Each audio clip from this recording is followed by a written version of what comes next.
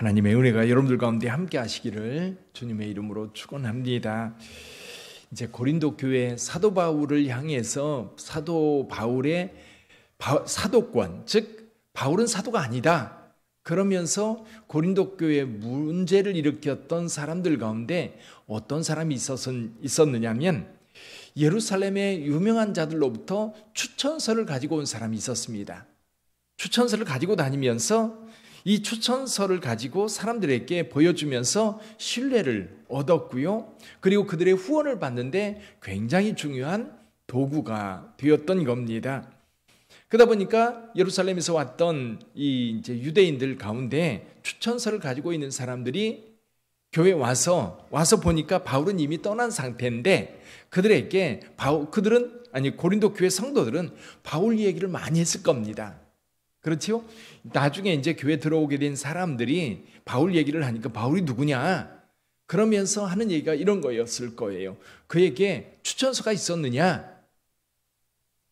그러면서 자기가 받은 추천서를 내보이는 거예요. 이런 거 말이다, 이런 거. 그러니까 바울은 추천서가 없었어요. 가지고 다닐 필요도 없었고, 오늘 본문의 말씀처럼 다시 자천하기를 시작하겠느냐? 어떤 사람처럼 추천서를 가지고 다닐 필요가 있겠느냐? 근데 사실은 누가 이 추천서를 써줬을까? 베드로가 써줬을까? 아니면 야고보가 써줬을까? 근데 이제 학자들은 이렇게 생각을 합니다. 이 원래 예수님의 사도였던 사람들은 추천서가 필요했을까요? 전혀 필요 없었어요. 가서 열정적으로 복음 전하는 것에 그들은 힘썼지, 그들이 누구의 추천서를 가지고 다니면서 사람들에게 보이면서 이야기하지 않았어요. 아마도 나중에 이제 예루살렘 교회도 그렇고 이제 사도 바울이 갈라디아서라든지 로마서의 편지를 쓰면서 그때 문제가 되었던 것 가운데 한 가지가 뭐냐면 유대계 그리스도인들이에요. 유대교적 기독교를 전하는 사람들. 나중에 사도 바울이 이 문제 때문에 굉장히 고민을 하고 갈등하고 힘들어하거든요. 왜냐하면 여러분 예수 그리스도는 구약을 통해서 구약의 여러 예언을 통해서 예수 그리스도가 왔습니다.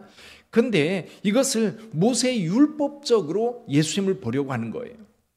근데 율법은 사도 바울은 지나간 것이고 이제 은혜의 시대가 되었는데 이 은혜로 신앙생활하는 것이 아니라 율법적 그리스도인 할례를 받아야 되고 율법을 지켜야만 여전히 구원받는다고 주장하는 기독교인들이 있었던 겁니다.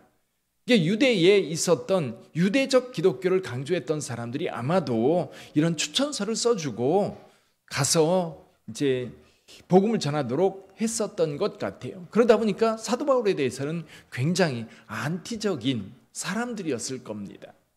이런 사람들 때문에 사도 바울은 이 고린도 교회 안에서 몇몇 사람들에 의해서 굉장히 비판을 받았고 또 욕까지 먹었을 거예요.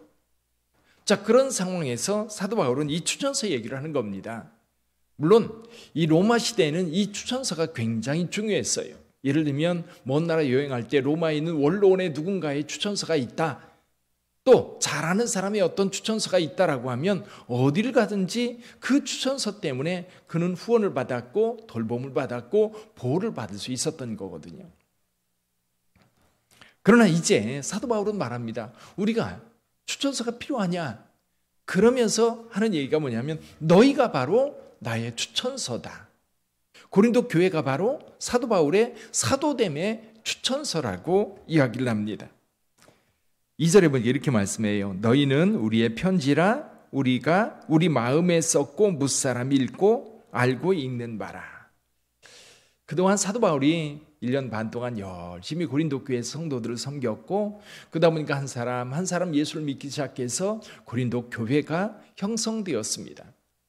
자, 사도 바울이 가르쳐주는 그 복음을 듣고 그 복음대로 살았던 성도들, 그리고 사도 바울이 사는 모습을 보면서 그렇게 살았던 고린도 교회 성도들, 분명히 사도 바울의 흔적이 그들 가운데 있었어요. 그들 가운데. 그러니까 다른 사람들이 바울에 대해서 다른 사람들이 바울은 사도가 아닙니다 주장을 할지라도 고린도 교회만큼은 바울이 사도가 아니라고 주장할 수 있어요? 그럴 수 없다는 거예요. 왜? 그 사역의 열매가 고린도 교회거든요. 사도 바울의 사역의 열매가 고린도 교회고, 고린도 교회는 사도 바울이 열정적으로 사역해서 만들어진 공동체이기 때문에 사도 바울이 사도라고 하는 것을 증명하는 결과적 증거인 거예요. 결과적 증거. 그래서 고린도 교회는 사도 바울이 사도됨에 대한 분명한 증거라고 사도 바울이 지금 여기서 이야기하는 겁니다. 근데 바울이 세상에 보이는 편지라고 고린도 교회에 대해서 이렇게 얘기를 해요. 고린도 교회는 세상에 보내는 그리스도의 편지다. 근데 그걸 어디에 썼어요? 이런 돌판에 쓴 게 아니라 우리 마음판에 썼다는 거예요. 마음판에. 우리 심령이 바뀌었잖아요. 예수를 믿음으로 인하여 내가 사람이 바뀌어서 회개하고 죄인에서 의인이 되었고, 또 마귀의 자녀에서 하나님의 자녀가 되었고, 그리고 이 지옥이 예정되어 있던 사람이 영생을 소유한 자로 완전히 바뀌어졌어요. 그러면서 겉으로 볼 때는 똑같아요. 근데 그가 말하고 행동하고 그가 가지고 있는 그 마음속에 있는 확신은 분명히 예전과 달라졌어요. 완전히 달라졌어요. 가끔 이제 텔레비전을 보다 보면 이 연예인들 나옵니다. 그러면 이런 느낌이 있어요. 야, 저 사람은 크리스찬일 것 같다. 근데 영락없이 크리스찬이에요. 말하는 것, 풍기는 뉘앙스, 뭔가가 느껴지는 게 달라요. 그러니까 그리스도인들은, 또 교회는 세상이 우리를 보면서 예수님을 보고, 그리고 예수를 믿게 하는 그런 소망을 갖게 만들 수 있어야 되는 거지. 그래서 고린도 교회에 대해서 사도 바울은 이렇게 말합니다. 너희는 우리로 말미암아 나타난 그리스도의 편지니 이는 먹으로 쓴 것이 아니요 오직 살아계신 하나님의 영으로 쓴 것이며, 또 돌판에 쓴 것이 아니요 오직 육의 마음판에 쓴 것이다. 육의 마음판. 그래서 육의 마음판에 우리 삶 속에 쓰여진 거기 때문에 우리는 어디를 가든지 여러분 그리스도인임을 나타낼 수 있어야 돼요. 저는 이 말씀을 묵상하면서 어떻게 우리 그리스도인들이 세상 속에서 이 세상에 보내는 그리스도의 편지로 살 수 있을까? 세상 사람들이 우리를 보고 우리의 말을 듣고 우리의 생활을 보고 그리스도를 발견해야 되거든요. 그리스도를 봐야 되거든요. 근데 만약 우리가 세상 속에 살아가고 있는데 우리를 통해서 전혀 그리스도를 볼 수 없다면 뭔가 잘못된 거예요. 우리 속에 주인이 바뀌지 않았던지, 아니면 그걸 내가 꼭 감추고 살려고 하든지, 자연스럽게 주변 사람들에게 나타나야 되고 느껴져야 되는 거지.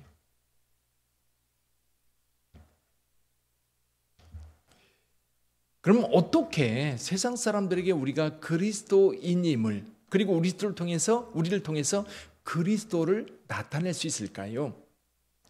예수님께서는 두 가지 우리에게 말씀해 주고 계세요. 하나는 요한복음 13장에서 말씀하고 있습니다. 예수님께서 말씀하시죠. 새 계명을 너희에게 주노라. 그러면서 서로 사랑하라고 말씀하셔요. 근데 너희가 서로 사랑하면 세상이 너희가 내 제자인 줄 알리라 그랬어요. 우리가 서로 사랑하는데 세상 사람들은 우리를 보고 예수님의 제자라는 것을 알 수 있대요. 왜 그럴까요? 세상은요, 끊임없이 갈등, 다툼, 시기, 질투, 전쟁, 끊임없이 세상은 그렇게 일어나요. 중국과 일본, 일본과 우리나라, 우리나라와 중국. 세상은 물론 자기네들끼리 연합하는 것 같지만 조금 이익에 반하는 것이 있으면 금방 싸워요. 세상은 그렇습니다. 끊임없이 내가 저 사람과 싸워서 이겨야 내가 산다고 생각하는 것이 세상이에요. 그래서 끊임없이 경쟁하는 거예요. 근데 여러분, 그리스도인들은 서로 사랑하는 사람들이에요.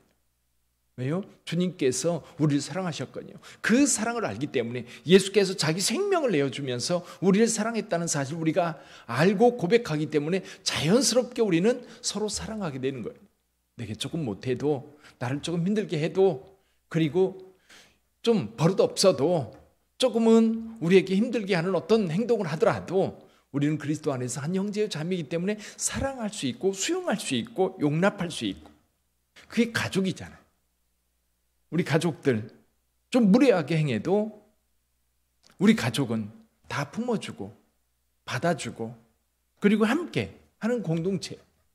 교회가 성도들이 서로 살아가는 모습을 보면 세상이 저기는 진짜 그리스도인이 그리스도가 살아계신 그런 교회구나 그렇게 인정한다는 거예요. 그래서 우리 빛된 교회 서로 사랑하는 교회가 되기를 바랍니다.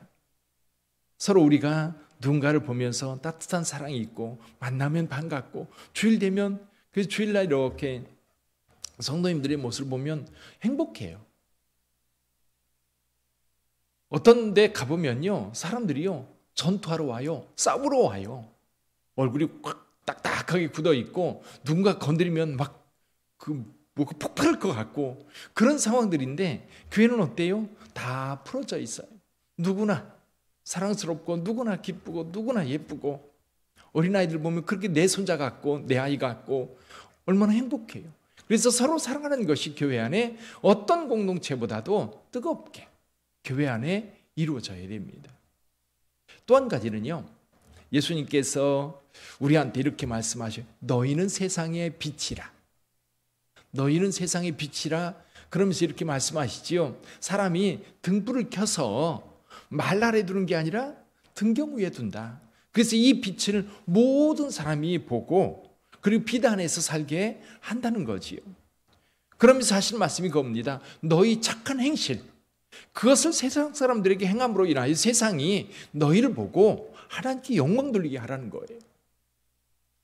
그러니까 우리가 어떤 행동을 하면 세상 사람들이 보고 칭찬하고 저는 왜 저렇게 행동하지? 그러면서 우리가 하는 행동이 예수 그리스도를 통해서 나타났다는 것을 세상으로 하여금 알게 하고 그들이 우리가 믿는 하나님을 향해서 박수치고 찬양하고 기뻐하고 그렇게 해야 된다는 거예요. 적극적으로 세상에 우리가 착한 행실을 하는 것을 보여주어야 된다는 거예요. 우리가 직접 전도하는 것도 매우 중요합니다. 직접 복음을 전하지 않으면 그들은 예수님을 받아들이지 않아요. 직접 전하는 것과 함께 세상 사람들이 궁금하게 만들어야 되죠. 우리 안에 있는 소망, 그렇죠? 또 하나가 뭐냐면 우리 안에 소망에 대해서 묻는 자들이 있잖아요. 저 사람 왜 저렇게 행복하지? 저는 왜 저렇게 살지? 묻는 사람이 있게 만들어야 되는 거예요. 그게 뭐예요? 착한 행실이고 우리가 기쁨으로 살아가는 거예요. 자, 오늘 하루를 살아가면서 여러분은 세상 사람들에게 어떤 그리스도의 편지로 보이시겠습니까? 우리 가족들에게, 오늘 하루를 만나는 사람들에게, 나를 보는 사람들이 나를 통해서 그리스도를 발견할까? 나를 통해서 그리스도의 냄새를 맡을까? 나를 보면서 그리스도의 편지로 당신을 사랑합니다라고 하는 그리스도의 메시지를 그들이 읽을 수 있을까? 어떻게 하면 그들이 읽을 수 있을까? 오늘 기도하면서 결단을 한번 해보시기를 바랍니다. 결단을 하면서 우리 교회 성도들이 서로 사랑하는 모습 어떻게 하면 보여줄 수 있고 또 어떻게 하면 세상 속에서 내가 내 착한 행실을 통해서 세상 사람들로 하여금 나를 통해서 주님을 보게 할 수 있을까? 그리고 오늘 하루 살면서 그런 기회가 되면 외면하지 마시고 꼭 행동하시기를 바랍니다. 기도하겠습니다.